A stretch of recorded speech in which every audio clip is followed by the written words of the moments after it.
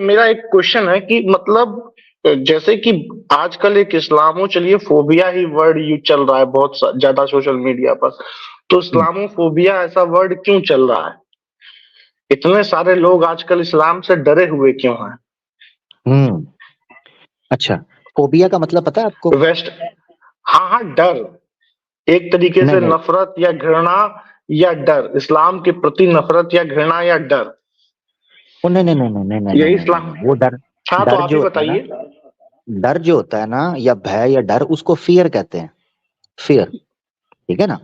Phobia और चीज है। तो इस्लामोफोबिया क्या का है मतलब फोबिया? होता है कि हाँ, इररेशनल एक्सट्रीम फेयर किसी ऐसी चीज के बारे में जो रियल ना हो, यानी जो हाँ, तो भाई इतनी वही ज्यादा एक्सेसिव ना एक्सट्रीम हो।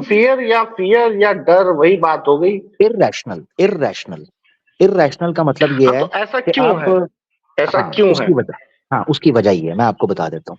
एक कॉरपोरेशन है, ये ज्यादा जो शुरू हुआ है ना, जो ज्यादा मुझे समझ आई है, जो ज्यादा शुरू हुआ है वो हुआ है 9/11 के बाद। 9/11 हाँ, प्लान की गई, वेस्टर्न उसका कंट्रीज डॉक्यूमेंट। में। जी जी, वेस्टर्न कंट्रीज में, वहां से ये ज्यादा, क्योंकि मीडिया भी उस वक्त ज्यादा उठा था, तो पूरा हम्म। प्रोपेगेंडा शुरू किया गया। और टर्म्स बोली हम्म। जाती थी कि every Muslim is not terrorist, but every terrorist is a hmm. Muslim. ठीक है, तो हाँ, उन्होंने बोली जाती टेररिज्म थी, को अभी भी बोलते हैं जी जी, लोग। हाँ हाँ हाँ, तो टेररिज्म का एक फेस बनाया और उसको मेकअप करके हम्म। यूनिफॉर्म दिया इस्लाम का। यानी अगर किसी को टेररिज्म दिखाना होता था ना, तो वो दाढ़ी लेकिन टोपी सर होनी चाहिए। मुझे लेकिन बोलने सर देगा कि बीच आज में ये भी बोलेगा? मुझे बोलने दोगे कि बीच हाँ, में बोलोगे? बोलिए। पहले भी आया था मैं बात, देव भाई से कितने अच्छे से बात हुई, कितने अच्छे से चलिए, आप बात हुई। ये बोलिए। पहले, आपसे पहले वाला आया, वो भी मुझे मजबूर कर रहा है कि मैं फिर उस तरह अपने आऊं। ऐसे ना करो यार, मेरा भी ठीक तो है, आप सामान बोलिए। रखो ना। मैंने आप इतना बोला, आप इतना बोले, मैंने कुछ कहा?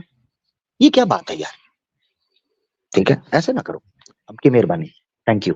अच्छा, जहां भी उन्होंने लेबल करना होता था, वो लेबल ये करते थे कि जनाब अगर किसी टेररिस्ट को दिखाना है, उसको जनाब दाढ़ी में दिखाना है, टोपी में दिखाना है।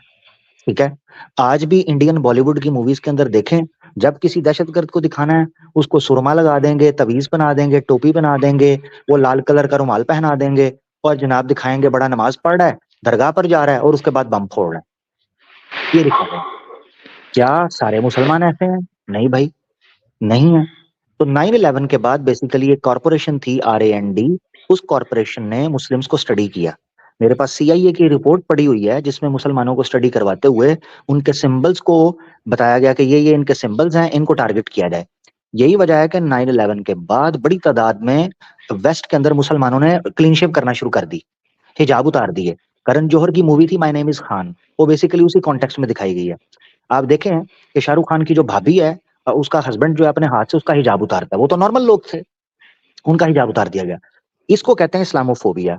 यानी बड़े पैमाने पर ऐसा प्रोपेगेंडा किया गया जिससे मुसलमान को देखते ही टेररिज्म का ख्याल आए, और जहां नाम नजर आए कि ये मुसलमान है, दाढ़ी है, टोपी है, बुर्का है, तो नजर आए कि ये जनाब टेररिस्ट है। और इसको फिर बाय किया इंडिया ने। इस वक्त टॉप हेट मॉन्गर्स जो हैं, वो स्टैट्स के मुताबिक पता चल रहा है कि इंडिया के अंदर से इस्लामोफोबिया के ट्वीट्स और इंफॉर्मेशन जा रही है। अभी रिसेंटली मेरे पास एक स्टैटिस्टिका का रिपोर्ट आई थी कि टॉप फेक न्यूज जहां से फैल रही हैं, उसमें टॉप 1 के ऊपर इंडिया है, जो प्रोपेगेंडा कर रहा है मुसलमानों के खिलाफ, माइनॉरिटीज के खिलाफ, और इंफॉर्मेशन दे रहा है। ये स्टैटिस्टिका की रिसर्च आई है डाटाबेस से, तो मैं अपनी बात नहीं कर रहा। तो सिर्फ इतनी बात है मेरा भाई, इसके अलावा कुछ भी नहीं है। इस्लामोफोबिया इस तरीके पर फैला है। अब देखें, इमरान खान जो है वो PM था पाकिस्तान का, उस बंदे ने जाके UN के अंदर तकरीर की और इस्लामोफोबिया का डे रेजोल्यूशन पास करवाई कि इस्लामोफोबिया को रियलिटी माना जाए, कि फोबिया है। इस्लामोफोबिया एक पॉजिटिव चीज नहीं है, ये एक नेगेटिव चीज है सोसाइटी में हेट फैलाने के लिए, मगर ये एग्जिस्ट करता है। UN के अंदर इसकी रेजोल्यूशन पास हुई, और इस्लामोफोबिया एज अ डे के तौर पर रिकग्नाइज किया गया कि पूरी दुनिया में अवेयरनेस फैलाई जाए कि मुसलमान टेररिस्ट नहीं है। अगर कोई टेररिज्म कर रहा है, उसका कोई धर्म नहीं है, उसका कोई रिलीजन नहीं है। ये अजीब बात है कि जब न्यूजीलैंड के अंदर एक कट्टर, जो नाजी किस्म का सोच रखने वाला क्रिश्चियन है, वो मस्जिद के अंदर ऑटोमेटिक वेपन लेकर जाकर भून कर रख देता है, और उसके साथ लाइव टेलीकास्ट करता है फेसबुक के ऊपर, उस वक्त सारे निकल कर कहने लगे ये जी कोई साइकोपैथ था, ये कोई जनाब मेंटल डिसऑर्डर का शिकार था। उस वक्त किसी ने नहीं कहा कि क्रिश्चियनिटी ये है। अभी जो जयपुर के अंदर जो अपना था, क्या उसका नाम है, जयपुर ट्रेन के अंदर जिस बंदे ने उड़ाया, क्या नाम था उसका, सिंह, वो जो हिंदू था, जिसने कहा योगी को वोट डालो, मोदी को वोट डालो, उसने मुसलमानों को ढूंढ ढूंढ के शूट किया, ठीक है। और इंडियन एक्सप्रेस की न्यूज के मुताबिक तो जिस बग्गी के अंदर से वो गुजरा, जिस बॉक्स के अंदर से ट्रेन के, उस सेक्शन में एक लड़की थी जिसने हिजाब पहना हुआ था, चेतन, हाँ चेतन सिंह, थैंक यू, चेतन सिंह। उस बंदे ने, वो ट्रेन का सिक्योरिटी है, सिक्योरिटी वाले ने भून के रख दिया। उसने एक लड़की को हिजाब जिसने किया हुआ था, गन पॉइंट के ऊपर कहता है JSR का नारा लगाओ, ये जय श्री वाला, ये नारा लगाओ, उसको कहा, और उसको कहता ऊंची बोल। ये इन्वेस्टिगेशन के दौरान न्यूज सामने आई है, इंडियन एक्सप्रेस की न्यूज थी, मैंने दिखाई थी प्रोग्राम के अंदर। मकसद कहने का ये है। अच्छा, फिर वीडियोस आती हैं, केस से बाहर, अदालत से बाहर लोग निकल रहे हैं, मीडिया का कार्ड पहनकर लोग आते हैं, JSR का नारा लगाकर गोलियों से भून कर रख देते हैं, पूरी लाइव टेलीकास्ट पूरी दुनिया के अंदर जाती है, सारे लोग देखते हैं, JSR का नारा मारकर गोलियां मारी, पिस्टल से गोलियां मारी और जमीन पर लेट गए हाथ ऊपर करके। तो मकसद कहने का ये है, क्या हम उनको सनातनी कहेंगे? ऑब्वियसली सनातनी कहेंगे, नहीं हम तो ये बात नहीं करते। इसी तरह हम कहते हैं, जो लोग अगर इस तरह गलत इस्तेमाल कर रहे हैं धर्म का, गलत नाम से मासूमों की जान ले रहे हैं, हम उनको बिल्कुल कहते हैं यान इस्लामिक है, इस्लाम किसी को इजाजत नहीं देता मासूम को लो। अब फिर भी जानबूझकर अगर हम पर थोपा जाएगा, इस चीज को बोला जाता है इस्लामोफोबिया। इतनी सी बात है मेरा भाई, अब अपनी बात रख लो ए भाई, ताकि हम आगे बढ़े। जी जी जी जी जी, मैंने आपकी बात बहुत बढ़िया से सुनी और ये जी। सही बात है। ठीक है, लुच्चे लफंगे 10-15 हर जगह ऐसे होते हैं, हर कंट्री में। अमेरिका के लोग तो खुद को ही बंदूक उठा के शूट कर देते हैं। लेकिन मेरे भाई एक बात बताओ, जैसे पूरी दुनिया में, ठीक है, जितनी भी ये मैक्सिमम आतंकवादी संगठन ग्रुप जो निकलते हैं, ठीक है, वो सारे इस्लाम बेस्ड ही क्यों होते हैं? फिर उन लोगों को भी तो समझना चाहिए। अब आप मोस्ट टॉप की जो आतंकवादी संगठन उठा के देख लेंगे, सब इस्लामिक बेस्ड ही हैं। सर्वेस कौन करवाता है ये? सर्वे ऑल ओवर वर्ल्ड, यूएन के जो टॉप बैंड हैं, यूनाइटेड नेशन में जो टॉप के बैंड जो प्रतिबंधित हैं, वो मैक्सिमम आप देखोगे। आप सुने जरा, आप यूएन के सर्वेस पे यकीन रखते हैं कि उन्होंने यूएन का सर्वे हो गया और हर कंट्रीज का इंडिविजुअल ही हो गया? नहीं, हम यूएन को लेकर चलते हैं, यूएन के सर्वे पर आप यकीन करते हैं कि वो सर्वेस ठीक है? नहीं, मेरे बात साथ चले, ऐसे जंप नहीं करना। यूएन सर्वेस पर आप ऑन करते हैं? बिल्कुल, यूएन का सर्वे अगर देखा जाए तो एक तरीके से ऑथेंटिक ही होता है। और इसके साथ में मैं ऐड ऑन करना चाहूंगा, अब सुन ले, बस बात ऐड कर लूं। जी, बस एक बात ऐड कर लूं, और तो और छोड़िए, जो इस्लामिक कंट्रीज हैं उन्होंने भी ऐसे इस्लामिक आतंकवादी संगठन ग्रुप को बैन कर रखा है, जैसे सौदी अरेबिया हो गया। थैंक यू, वापस आ जाते हैं यूएन के ऊपर। थैंक यू, आपका पॉइंट आ गया, थैंक यू, पॉइंट आ गया। यूएन पे आ जाते हैं, न्यूट्रल है ना, न्यूट्रल पे आ जाते हैं, न्यूट्रल अंपायर्स को ले लेते हैं। यूएन की ह्यूमन राइट्स की वॉच टीम कहती है कि Islamophobia top notch, top climax के ऊपर है इंडिया के अंदर, वही यूएन कहती है। उसी यूएन के सर्वेस ने बताया है कि आरएसएस, वीएचपी और ये जितने संगठन हैं, ये किस तरीके से आतंकवाद माइनॉरिटीज के खिलाफ करते रहे, वही यूएन कहती है, ह्यूमन राइट्स वॉच। मैंने अपने प्रोग्राम्स के अंदर दिखाया, मेरा आवाज़े हक लाइव के ऊपर प्रोग्राम है, कौन बनेगा मसीहियों का मसीहा। उसके अंदर मैंने इंटरनेशनल कोर्ट जस्टिस के रिपोर्ट्स दिखाई हैं, केसेस दिखाए हैं, जो एनजीओ आकर सर्वे करके गई हैं इंडिया के अंदर, कि किस तरीके से मसीही बरादरी के साथ, मुस्लिम बरादरी के साथ, बौद्ध बरादरी के साथ मार धाड़ और काट पाट की जा रही है। वही यूएन के सर्वेज हैं, मगर आप उसको नहीं मानेंगे, उन यूएन सर्वेस को, क्योंकि वो आपके पक्ष में या आपके एजेंडे को सूट नहीं करते। अब वापस आ जाते हैं, ये याद रखना है रैंकिंग कौन करता है इन चीजों की। सबसे पहले आपने ये चीज याद रखनी है कि मैं हर किस्म की मिलिटेंट और टेररिज्म एक्टिविटी करने वालों को, किसी धर्म में के अंदर भी हो, किसी धर्म में भी, चाहे वो इस्लाम में हो, यानी इस्लाम में नहीं, सॉरी, मुसलमानों में हो, या चाहे सनातनियों के अंदर हो, चाहे क्रिश्चियंस के अंदर हो, या किसी जगह पर भी हो, किसी कम्युनिटी के अंदर, हम उनको कंडेम करते हैं, रिजेक्ट करते हैं और कहते हैं कि इनके खिलाफ सख्त से सख्त एक्शन लिया जाए। मगर आपको जानकर हैरानगी होगी, हाँ, अलकायदा को बनाने वाला कौन था? कोंडोलीजा राइस एक्सप्लेन करती है अपनी किताब के अंदर कि कैसे उन्होंने फंड किया। हिलरी क्लिंटन, बिल क्लिंटन की जनाब चहेती हिलरी क्लिंटन तकरीर करते हुए कहती है कि अलकायदा को फंड करने वाले हम लोग थे। क्यों? क्योंकि रशिया के साथ, सोवियत यूनियन के साथ कोल्ड वॉर लड़नी थी। अमेरिका, आपके अबू बकर बगदादी को, यही जिसको आप कह रहे हैं ISIS, आईएसआईएस के ऊपर पूरी डॉक्यूमेंट्री मौजूद है। इनको खड़े करने वाला कौन था? अल जजीरा की डॉक्यूमेंट्री मौजूद है कि इनर सेल्स को एक्टिव करने वाले कौन थे और इनको ट्राइब्स की शक्ल में बांटने वाले कौन थे? आपका सीआईए। इराक 2003 के अंदर जरकावी को खड़ा करने वाले कौन लोग थे, जिसको आज नाम लिया जा रहा है? ठीक है, हम बड़े बड़े उनको मुजाहिदीन माने, बड़े बड़े लोग माने, मगर बाद में जाकर पता चलता है कि ब्लैक वाटर कैसे काम कर रही थी। ब्लैक वाटर, उस पर केस चला रिसेंटली। क्या नाम है उसका? Eric Prince. क्या नाम है, मुझे नाम बताना जरा, ब्लैक वाटर का जो हेड है, एरिक प्रिंस। इसके ऊपर पूरी किताब मौजूद है, बैन कर दिया, बेस्ट सेलर गई, उस किताब को बैन कर दिया। तो वो ब्लैक वाटर के एजेंट्स सीआईए, मोसाद के और MI6 के एजेंट्स फंड करके जब इन टेररिस्ट ऑर्गेनाइजेशन को रशिया के खिलाफ यूज करते थे तब तो इनकी चहेती थी, मगर जब रशिया टूट गया, उज्बेकिस्तान, ताजिकिस्तान, अजरबैजान और दूसरी स्टेट्स छोटी छोटी टूट गई, तो उसके बाद इन्होंने कहना शुरू कर दिया ये हमारे लिए थ्रेट है। स्पेशल ऑप्स नेटफ्लिक्स के ऊपर मौजूद है, उसकी पहली एपिसोड देखें। एंड 9/11 से पहले ही ब्रीफकेस भरकर डॉलर्स के ये लोग क्या करने गए थे? तालिबान की हुकूमत को पलटने के लिए 1990s में। अभी तो 1/11 और 9/11 हुआ भी नहीं था। तो कहने का मकसद ये है, आपको ये जानना है इस चीज को कि जो लोग टेररिज्म ऑर्गेनाइजेशंस के तौर पर इनको रैंक कर रहे हैं वही इनके क्रिएटर हैं, अपनी किताबों के अंदर मान चुके हुए हैं। ठीक है मेरा भाई, ये चीज समझना है। टीटीपी के हाँ साथ ये मीटिंग्स तो कौन कर रहा था? टीटीपी, ये मलाला तो है। यूसुफजई। सुने जरा, एक मिनट सुने। ये जो मलाला मलाला मलाला यूसुफजई, जिसको रातों रात उठाकर बाहर ले गए थे और उसको नेशनल कर दिया, कनाडा के अंदर भी उसको ऑनररी जनाब स्कॉलरशिप दी और पीएचडी दी। मलाला यूसुफजई की डॉक्यूमेंट्री लीक हुई, बाद में जाकर पता चला कि इनके स्कूल के अंदर सीआईए का एजेंट पठानों का रूप धार कर रह रहा था वहां पर। वो क्या कर रहा था? टीटीपी के साथ डीलिंग कर रहे थे। जब उनको पता चला दूसरे ट्राइब वालों को कि ये तो दूसरों के साथ मिले हुए हैं, उन्होंने शूट कर दिया वहां पर। इस तरह तो होता है इस तरह के कामों में। तो मकसद कहने का यह है, जब भी आपने एक जाकिर नाइक की एक बड़ी जबरदस्त स्पीच है, इज टेररिज्म मुस्लिम्स मोनोपोली, उसमें उन्हें हिस्टोरिकली हर चीजों को रेफर करके बताया कि इंटरनेशनली टेररिस्ट ऑर्गेनाइजेशन के अंदर कौन कौन सी चीजें मानी जाती हैं। सुसाइडल बॉम्ब्स, आप उसकी हिस्ट्री पढ़कर देख लें। ठीक है, ये मायोस थे जो श्रीलंका के अंदर उठे और तोड़ा, कितनी डिस्ट्रिक्ट्स को जलाकर खाक बना दिया।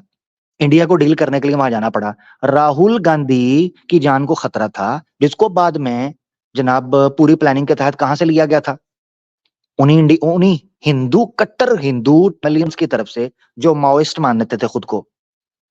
तो बहरहाल बहुत सी चीजें ली जा सकती हैं, जिसको समझना है आपने कि जब आपने टेररिज्म को किसी स्पेसिफिक कम्युनिटी के साथ जोड़ने की कोशिश करनी है ना, तो आपको, सॉरी, राजीव गांधी, राहुल गांधी की बात कर रहा हूँ राजीव गांधी, राहुल गांधी तो बेचारा यात्रा पर निकला हुआ है, वापस आ गया कि नहीं? हाँ, निकला हुआ है।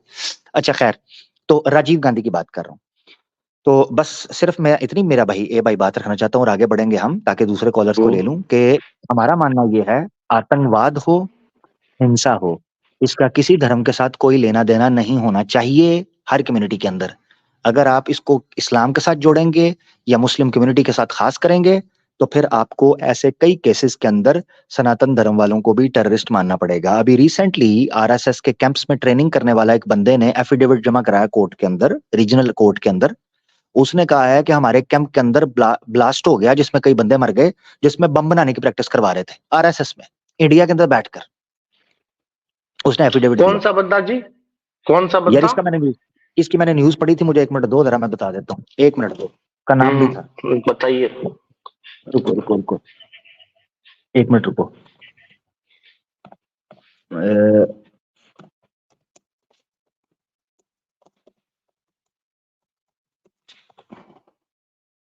हाँ,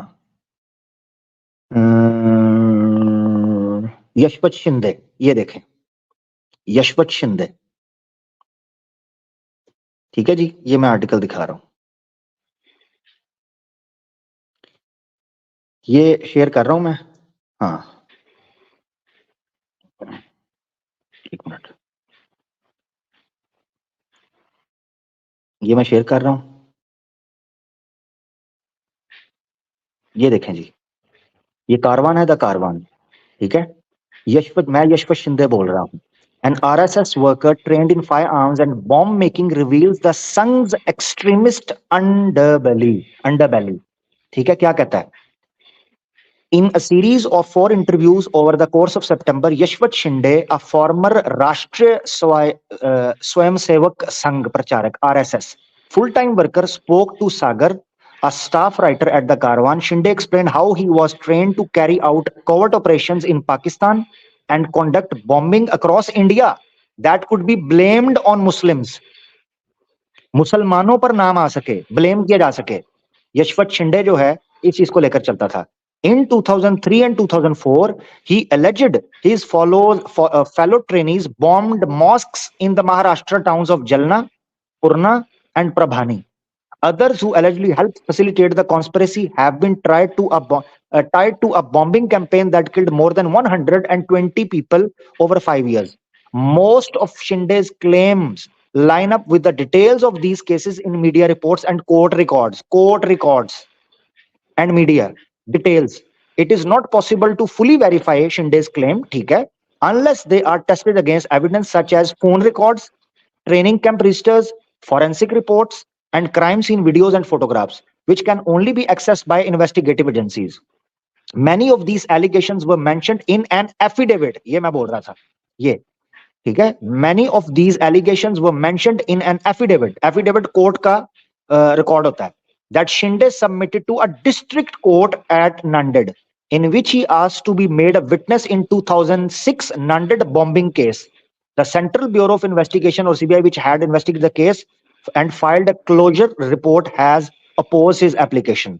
Shinde is still devoted to the Sangh Parivar Hindutva ideology. However, he has slowly grown disillusioned with the RSS leadership after seeing many friends lose their lives conducting extremist violence for the Sangh.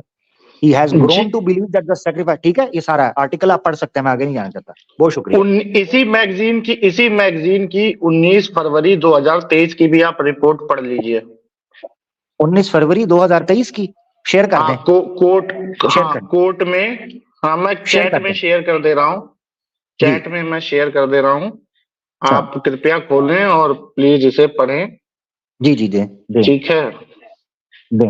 क्या है? हमेशा एक जी मैंने share कर दिया chat में, इसको भी खोल के पढ़िए.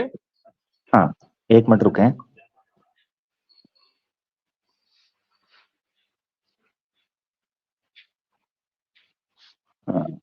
ये मैं पेश कर रहा हूं,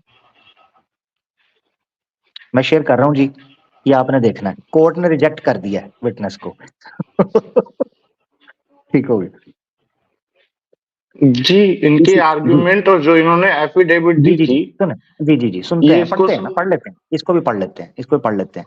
ये देखें जी, 19 फरवरी 2023, Nanded blast. Court rejects former RSS man's request to give witness against VHP leader.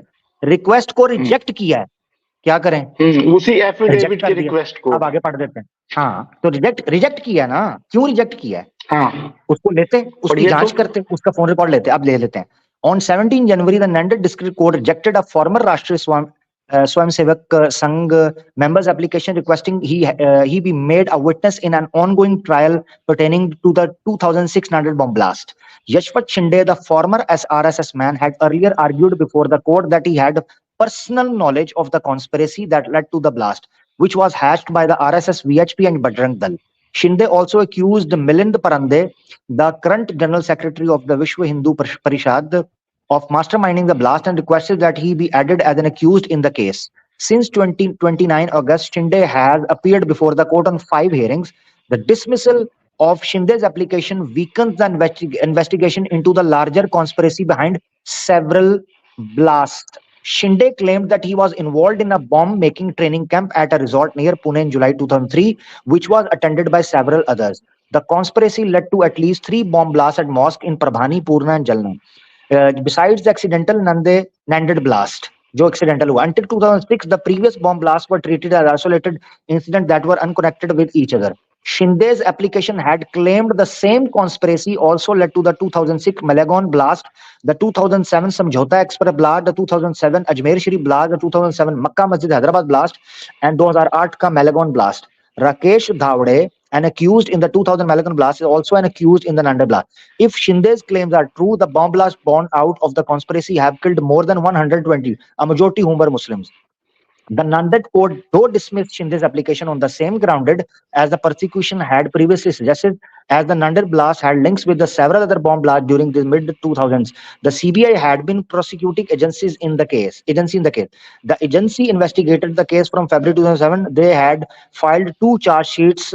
रुकें जरा, ये रुक गया, क्या हुआ? ये वेबसाइट आधी अधूरी आती है क्या? पता नहीं, आगे नहीं ना आया, वो कह भी नहीं रहा कि फुल उसको ओपन करें। मेरे ख्याल से शायद सब्सक्राइब करना पड़ेगा इसे, वो ये बोल रहा है। They had filed 2 charge sheets by March 2009, a closure report in December 2020 before the Nanded, of all which is public knowledge only as a result of Shinde's application. खैर इसको पूरा पढ़ना पड़ेगा। यहाँ पर एक चीज सामने आ रही है, वो ये आ रही है कि कोर्ट के अंदर उस बंदे ने एफिडेविट दिया जिसको कोर्ट ने उसकी रिक्वेस्ट को रिजेक्ट कर दिया, ठीक है? बस अब इसमें मैं क्या कह सकता हूं? अगर कोर्ट किसी चीज को रिजेक्ट कर रहा है, अब मिसाल के तौर पर राम मंदिर है, राम मंदिर का इशू है, मैं समझाने लगा कोर्ट की टेक्निक। राम मंदिर है, कोर्ट को भी पता है क्या चक्कर है, अब कोर्ट आस्था की बुनियाद के ऊपर कर रहा है। अब वो वीएचपी के आरएसएस के लीडर को उसने होल्ड कर लिया है उनके खिलाफ विटनेस करने के लिए, उन पर प्रेशर नहीं आएगा। बीबीसी की डॉक्यूमेंट्री है, बीबीसी की डॉक्यूमेंट्री, वहां कोर्ट का आपको हाल बताने लगूं, जो आपने किया ना कोर्ट का, इसको थोड़ा सा एक्सप्लेन करने लगूं। बीबीसी की डॉक्यूमेंट्री है, पहली एपिसोड है उसकी, मोदी अ क्वेश्चन, जिसको बैन कर दिया गया था। बीबीसी बताती है कि कैसे कोर्ट को, लॉयर्स को प्रेशराइज किया गया, कैसे जो आई विटनेसेस थे जो उस कैबिनेट के अंदर मौजूद थे जब मोदी ने 2002 के अंदर ये कहा था कि सारे पुलिस वाले 3 दिन के लिए पीछे हट जाएं, जो होता है होने दो, बड़े बड़े अधिकारियों को कहा साइड पे हो जाओ। जो बंदा उस वक्त उस कमेटी के अंदर मौजूद था, उस बंदे को विटनेस करने से पहले ही, जब वो फाइनल हियरिंग होनी थी, उस बंदे को गाड़ी के अंदर शूट कर दिया जाता है। जो ऑफिसर्स वहां पर मौजूद थे उन दंगों के अंदर, किसी को मरवा दिया जाता है। और आज तक एक बंदा, पता नहीं आईएएस या आईपीएस ऑफिसर है, यस आईपीएस ऑफिसर है, वो बंदा आज तक, उस पर केस चल रहा है, उसकी बेटी आज तक रो रही है कि मेरे बाप का केस, मेरे बाप के ऊपर चार्जेस क्या है, सारी जिंदगी के लिए उसको अंदर डाल दिए। तो किस तरीके से कोर्ट्स काम करते हैं हमें पता है मेरा भाई।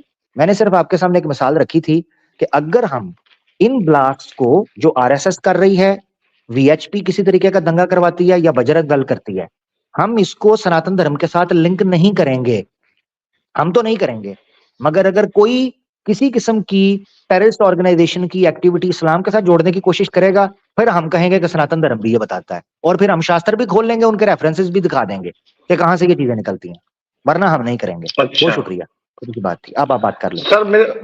सर मेरे पास बस 30-40 सेकंड का समय है, ठीक है? मैं उसके बाद चला जाऊंगा क्योंकि मुझे थोड़ा सा काम भी करना है। आप किसी भी पब्लिक प्लेस में ना, जैसे कभी जाइएगा जहां काफी भीड़ भाड़ हो, ठीक है? जैसे कोई भी कंट्री में चले जाइएगा, काफी भीड़ भाड़ हो, आप एक बैग लीजिएगा, ठीक है, और बैग को पब्लिक के बीच में फेंकिएगा और अल्लाह अकबर, ठीक है? आप जय श्री राम बोलेंगे या जीसस के बारे में बोलेंगे, पब्लिक नहीं भागेगी, या किसी के बारे में पब्लिक नहीं भागेगी। लेकिन जैसे ही अल्लाह अकबर आप बोल देंगे, पब्लिक भाग जाएगी। लोगों के मन में इतना वो है। क्यों भागेगी? नहीं, वही तो, क्यों भागेगी? आप इस चीज को टेस्ट कर सकते हैं। तो यही समझा रहा हूं, यही समझा रहा हूं कि क्यों भाग रही है, क्योंकि उन्होंने ऐसा सुना है, उन्होंने ऐसा सुना है मीडिया के थ्रू कि बैग फेंका जाता है, अल्लाह अकबर बोला जाता है और उसके बाद ब्लास्ट होता है, लिहाजा मुसलमान ही होगा। अब मिसाल के तौर पर एक वो मूवी है, मैं रिकमेंड नहीं कर मूवी, उसमें इस चीज को बड़े जबरदस्त तरीके से दिखाया गया है, डिक्टेटर, द डिक्टेटर, वो बड़ी कॉमेडी मूवी है। उसके अंदर ना वो हेलीकॉप्टर के ऊपर कहता है मैंने सैर करनी है हेलीकॉप्टर पे, अब उसमें वो अरबी में कुछ वर्ड बोलता है, ऐसे करके ना कुछ बोलता है। 9/11 हाँ, मैंने वो सीन देखा है। हाँ, सीन देखा होगा, 9/11 हैज अ प्लेन किदा और इस तरह बोलता है। लादेन का भी नाम लेता है। हाँ, लादेन का भी नाम लेता है, और जैसे ही नाम लेता है अगलों के शॉर्ट हो जाते हैं, वो कहते हैं ये कहाँ फंस गए हम। ठीक है, मकसद कहने का ये है कि आप जो बात कर रहे हो ना, मैं इस बात को एक्सेप्ट कर रहा हूं कि ये मोमेंटम बना, मगर देखना ये चाहिए कि ये क्यों बना, कैसे बना, किस तरीके से ये बनाया गया। ऐसा नहीं है कि हर मुसलमान ये कर रहा है, यानी आप मुस्लिम कम्युनिटी के साथ ना सोचें। नहीं, हर मुस्लिम ऐसा नहीं कर रहा है। मेरे भी फ्रेंड्स हैं मुस्लिम, बहुत अच्छे, बहुत पढ़े लिखे हैं। एक तो आर्मी में है और एक थोड़ा सा साइंटिफिक कम्युनिटी में गया है, अच्छा खासा अपनी कंट्री को सर्व कर रहे हैं। उन्हें कोई फर्क नहीं पड़ता इन सब फालतू की बातों से, फालतू की चीजों से। ठीक है, चलिए मैं चलता हूँ, आपसे बात बहुत करके बढ़िया लगा। थैंक यू भाई, थैंक यू भाई, धन्यवाद। थैंक यू, थैंक यू, बहुत शुक्रिया।